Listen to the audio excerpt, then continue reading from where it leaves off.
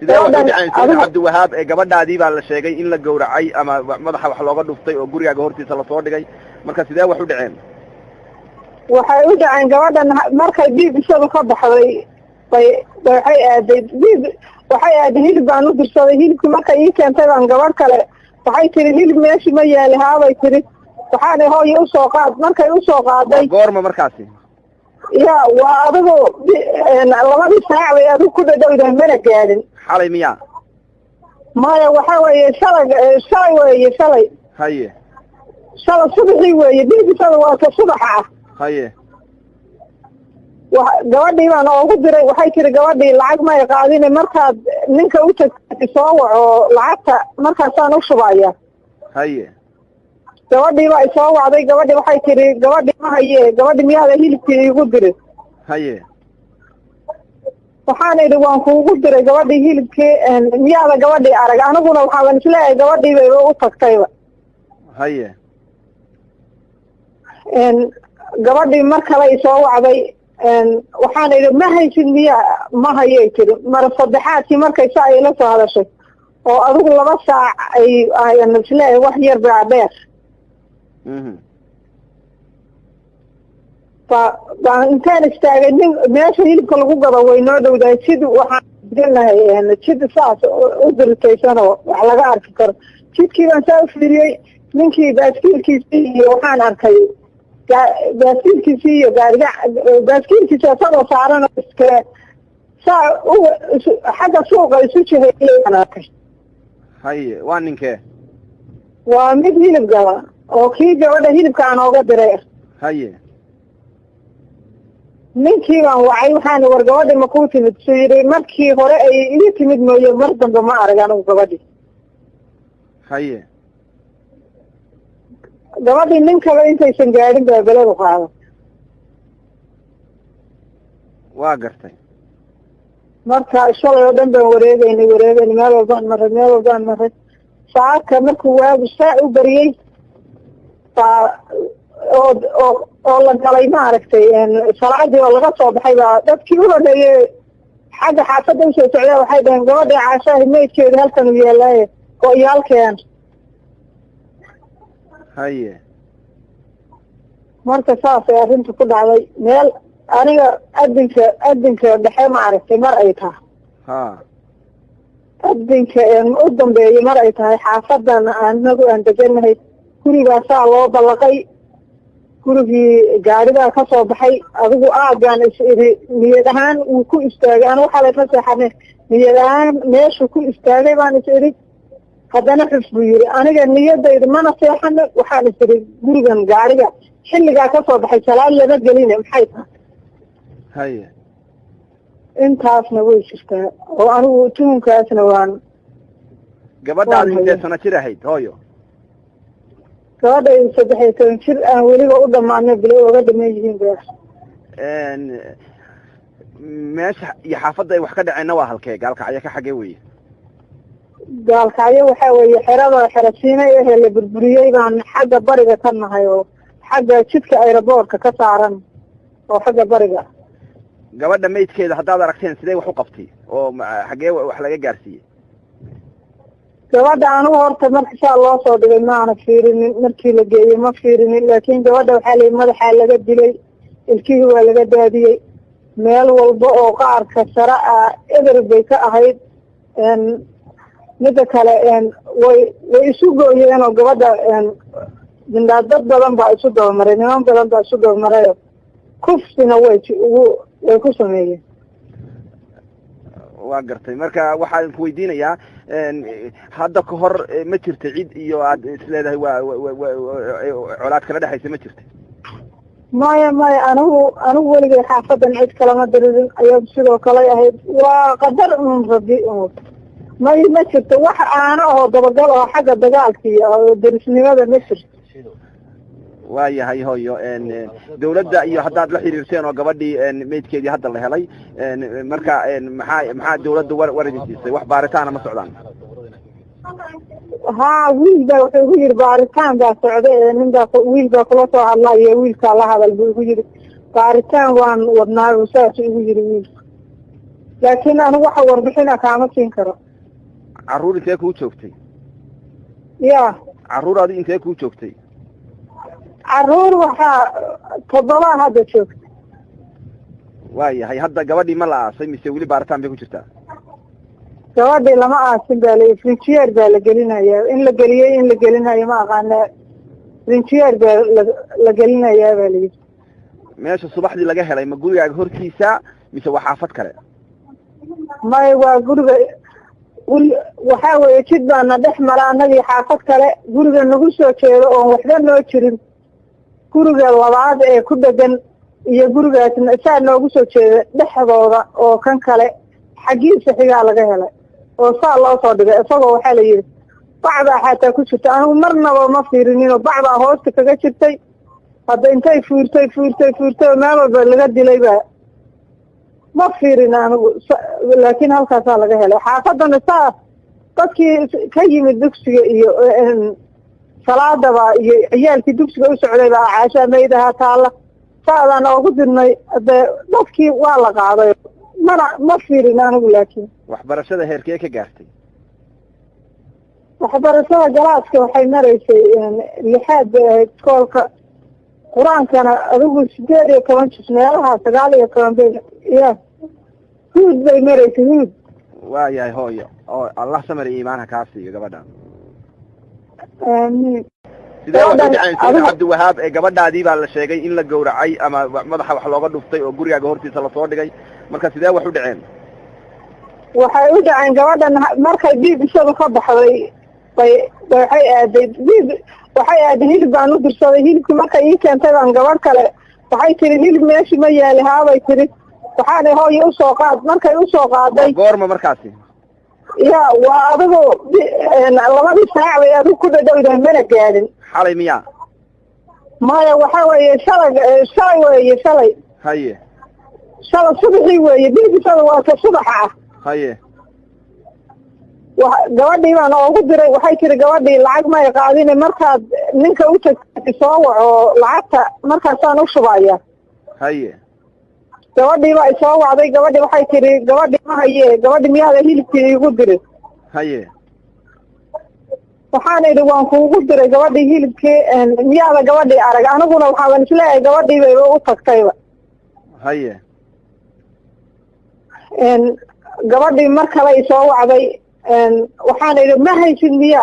ma hayay tiri. mar saddexaadkii markay saa ay la soo hadashay oo adigu 2 saac ayaan isleeyahay wax yar baa dheer.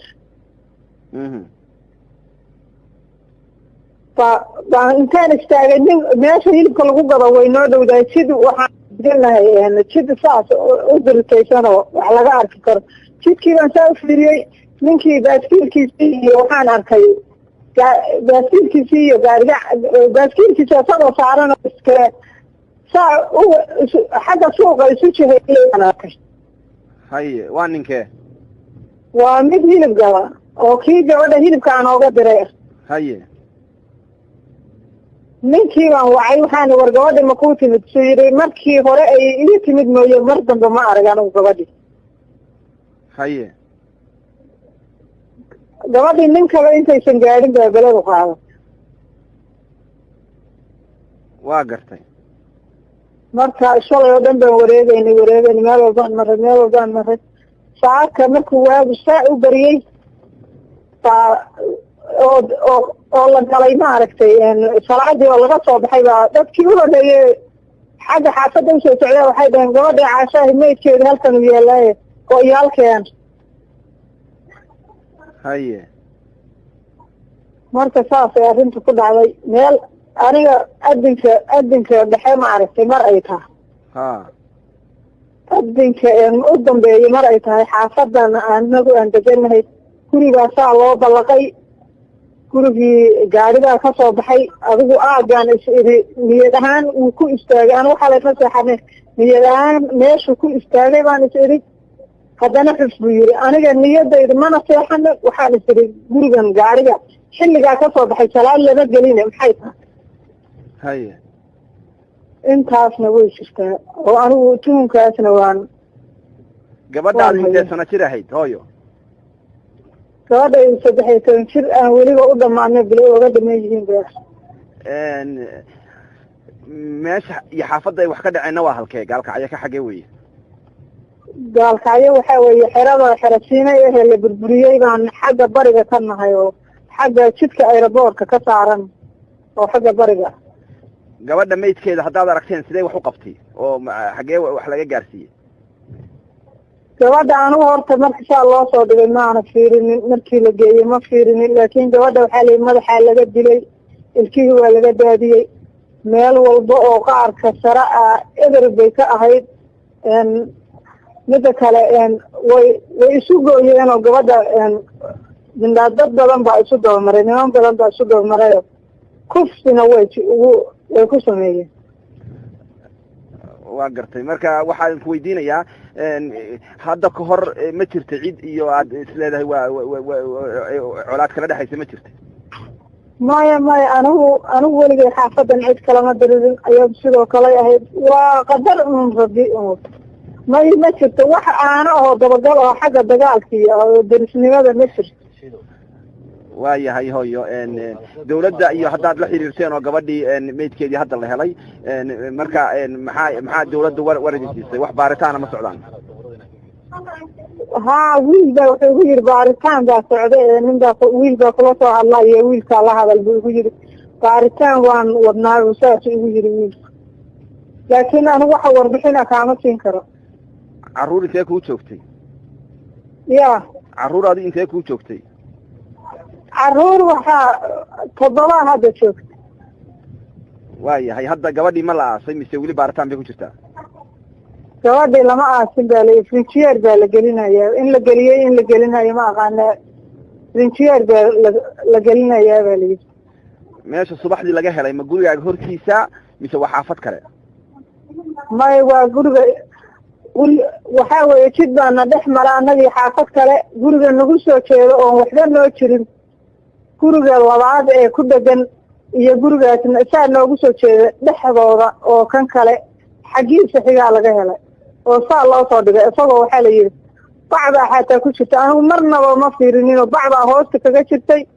hadda intay fuurtay oo meel walba laga dilay baa ma fiirin anigu laakiin halkaasaa laga helay xaafadana saa dadkii ka yimid dugsiga iyo salaadaba iyo ciyaalkii dugsiga u socday baa caashaa maydaha taalla saadaan oogu dirnay dee dadkii waa la qaaday ma fiirin anigu laakiin waxbarashada heerkee ka gaartay waxbarashada galaaska waxay maraysay 6 bay ahayd iskoolka qur-aankana adigu 18 juz meelaha 19 bay ya huud bay maraysay huud waayahay hooyo oo allah samar iyo iimaanha kaa siiyo gabadhan amiin sidee waxay dhaceen sida cabdiwahaab ee gabadhaadii baa la sheegay in la gowracay ama madaxa wax looga dhuftay oo gurigaaga hortiisa lasoo dhigay marka sidee wax u dhaceen waxay u dhaceen gabadhan markay dhiig isadu ka baxday waxay aaday hilib baan u dirsaday hilibkii markay ii keentay baan gabadh kale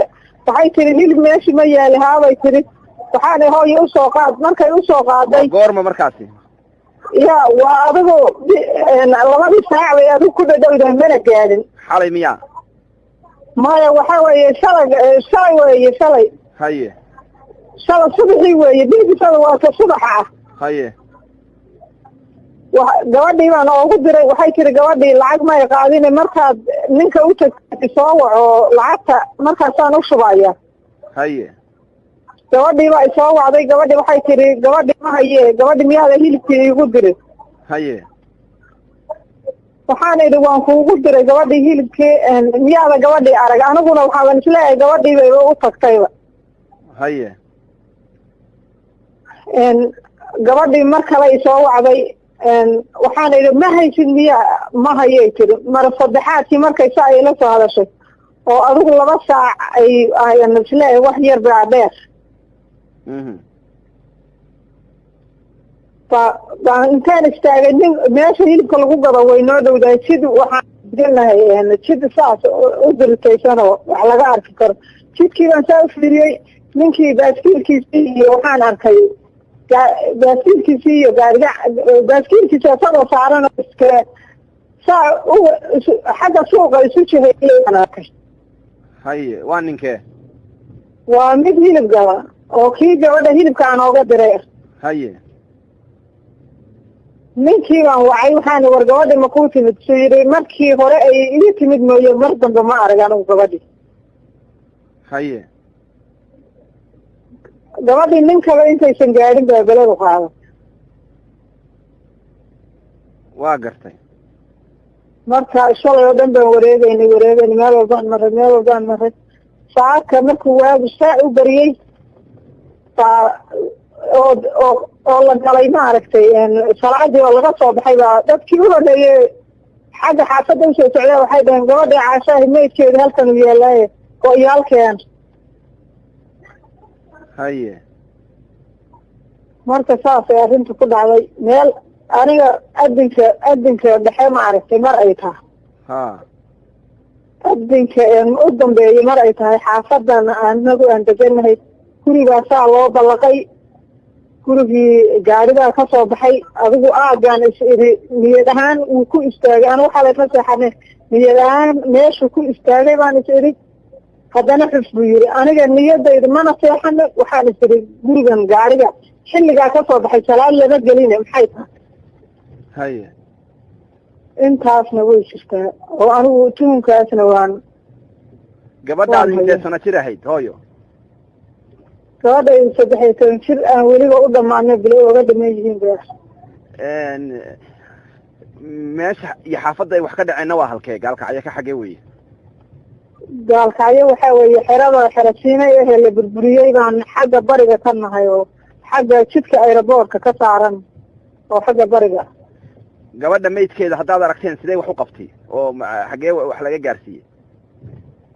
gabadha anigu horta marka saa loo soo dhigay maana fiirinin markii la geeyey ma fiirinin laakiin gabadha waxaa layihi madaxaa laga dilay ilkihii waa laga daadiyey meel walba oo qaarka sare ah eber bay ka ahayd.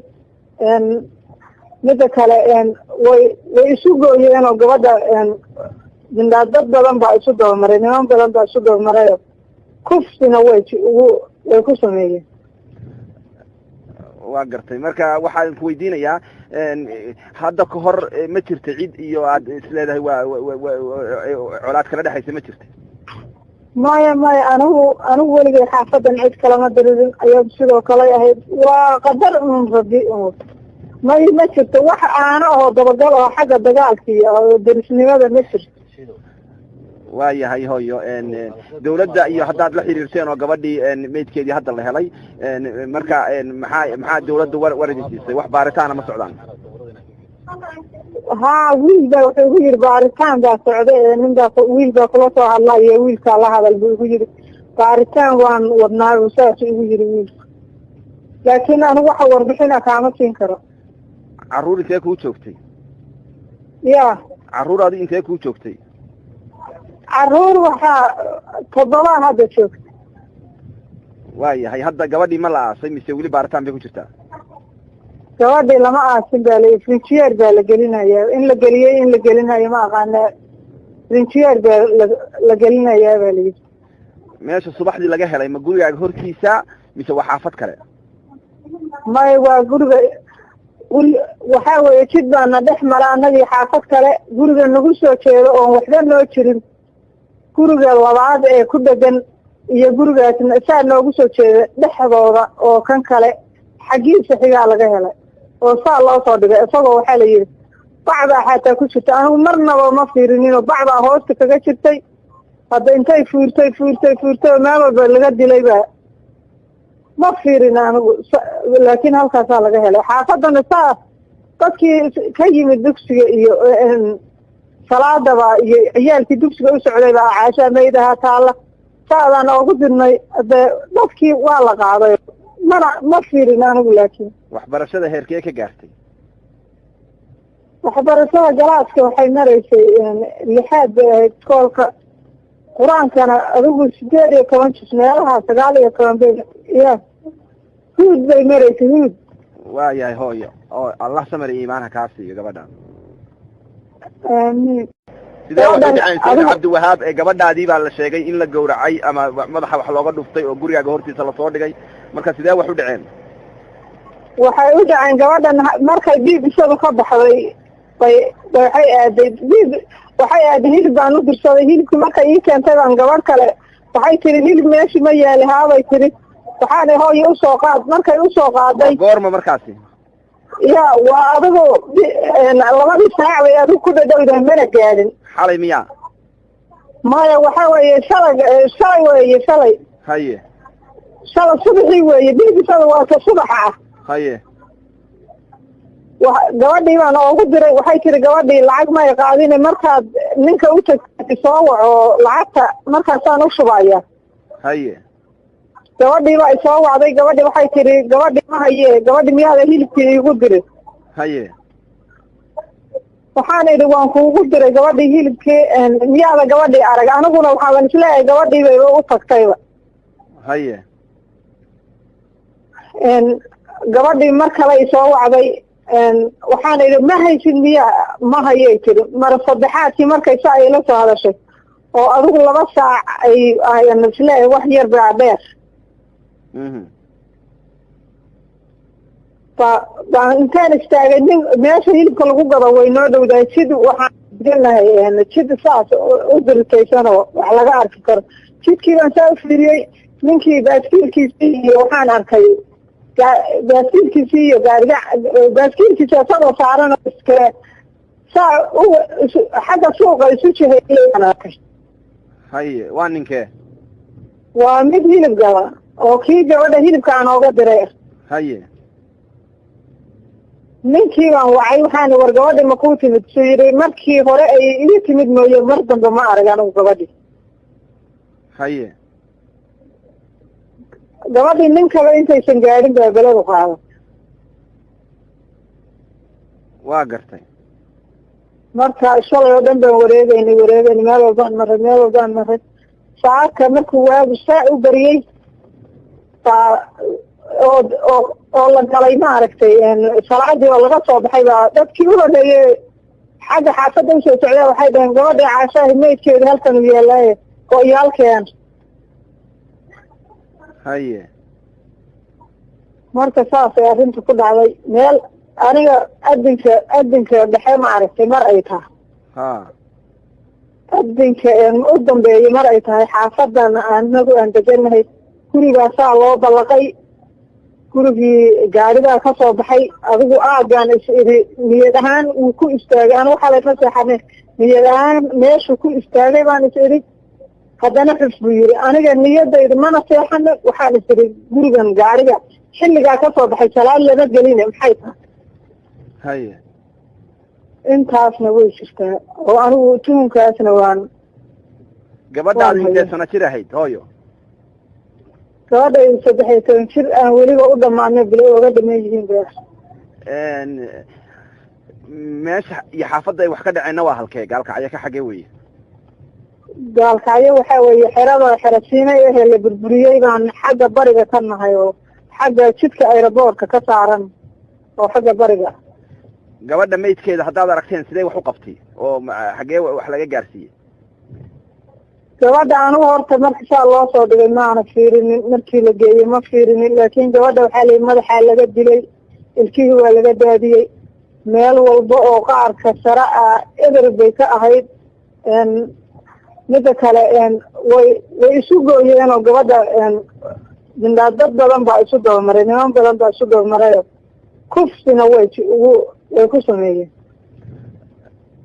waa gartay marka waxaan ku weydiinayaa hadda ka hor ma jirta cid iyo aad isleedahay waa colaad kala dhexaysa ma jirta maya anigu weligay xaafadan cid kalama diririn ayadu sidoo kale ahayd waa qadar rabi ma jirto wax aana oo dabagal oo xagga dagaalka iyo derisnimada ma jirto waayahay hooyo dawladda iyo haddaad la xiriirteen oo gabadhii maydkeedii hadda la helay marka maxaa dawladda war idin siisay wax baaritaana ma socdaan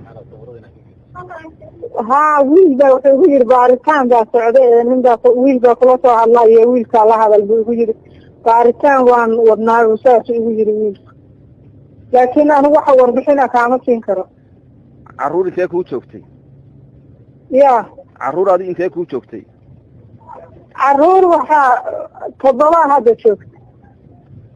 waayahay hadda gabadhii ma la aasay mise weli baaritaan bay ku jirtaa? gabadhii lama aasin baa la frinjiyeer baa la gelinayaa, in la geliyey in la gelinayo ma aqaana, frinjiyeer baa la gelinayaa baa layidhi. meesha subaxdii laga helay ma gurigaaga hortiisa mise waa xaafad kale? may waa guriga waxaa weeye jid baana dhex mara annagii xaafad kale, guriga nagu soo jeedo oon waxba noo jirin, guriga labaad ee ku dhegan iyo gurigaasna saa noogu soo jeeda dhexdooda oo kan kale xaggiisa xigaa laga helay oo saa loo soo dhigay. isagoo waxaa la yidhi bacdaa xataa ku jirta, anigu marnaba ma fiirininoo bacdaa hoosta kaga jirtay. hadda intay fuurtay oo meel walba laga dilay baa ma fiirin anigu, laakiin halkaasaa laga helay. xaafadana saa dadkii ka yimid dugsiga iyo salaadaba iyo ciyaalkii dugsiga u socday baa caashaa maydaha taalla saadaan oogu dirnay. de dadkii waa la qaaday, ma fiirin anigu. laakiin waxbarashada heerkee ka gaartay? waxbarashada galaaska waxay maraysay 6 bay ahayd iskoolka, qur-aankana adigu 18 juz meelaha 19 bay ya huud bay maraysay huud. waayahay hooyo oo allah samir iyo iimaanha kaa siiyo gabadha. amiin. sidee waxu dhaceen Saciid Cabdiwahaab ee gabadhaadii baa la sheegay in la gowracay ama madaxa wax looga dhuftay oo gurigaaga hortiisa lasoo dhigay, marka sidee wax u dhaceen? waxay u dhaceen gabadhan markay dhiig isada ka baxday waxay aaday hilib baan u dirsaday. hilibkii markay ii keentay baan gabadh kale waxay tiri hilib meeshii ma yaali haabay tiri, waxaana hooyo usoo qaad. markay usoo qaaday goorma markaasi? ya waa adigu 2 saac bay adigu ku dhadhowdahay, mana gaadhin. xalay miyaa? maya waxaa weeye shalay weeye shalay. haye shalay subaxii weeye, dhiigisada waa ka subaxa ah. haye gabadhii baan oogu diray, waxay tiri gabadhii lacag may qaadine markaad ninka u tagtay soo waco lacagta markaasaan u shubaya. haye gabadhii baa isoo wacday, gabadhii waxay tiri gabadhii ma haye, gabadhii miyaada hilibkii iigu diray? haye waxaan idhi waan kuugu diray gabadhii hilibkii, miyaada gabadhii arag? aniguna waxaaban isleeyahay gabadhii bayba u tagtayba. haye gabadhii mar kale isoo wacday, waxaan idhi ma haysid miya? ma hayay tiri. mara saddexaadkii markay saa ila soo hadashay oo adigu 2 saac ayan isleeyahay wax yar baa dheer. baan intaan istaagay meesha hilibka lagu gado way noo dhowdahay, jid waxaan gelnahay jid saas u diritaysanoo wax laga arki karo. jidkii baan saa u fiiriyey, ninkii baaskiilkiisii iyo waxaan arkay baaskiilkiisii iyo baaskiilkiisi asagoo saaran iskale saa xagga suuqa isu jihayaan arkay. haye waa ninkee? waa mid hilib gaba oo kii gabadha hilibka aan ooga diray. haye ninkii baan wacay, waxaana war gabadhi ma kuu timid? suu yidhi markii hore ay ii timid mooye mar dambe ma arag anigu gabadhii. haye gabadhii nin kale intaysan gaadhin baa beladu qaada. waa gartay. marka shalay oo dhan baan wareegaynay meel walbaan maray. saaka markuu waagu saa u bariyey oo la galay maaragtay salaadii oo laga soo baxay baa dadkii u horeeyey xagga xaafadda usoo socdaa waxay dhaheen gabadhii caashaahi meydkeeda halkan u yeelaaye oo iyo halkeen. haye marka saasay arrinta ku dhacday. meel aniga adinka dhexe maaragtay mar ay tahay, adinka u dambeeyey mar ay tahay. xaafadan anagu aan deganahay gurigaasaa loo ballaqay, gurigii gaaridaa ka soo baxay. adigu aagaan is idhi niyad ahaan wuu ku istaagay, anigu xalay ka seexanay niyad ahaan meeshuu ku istaagay baan is idhi. haddana xus buu yidhi aniga niyadayda mana seexana, waxaan is idhi gurigan gaariga xilligaa ka soo baxay salaad lama geline maxay tahay.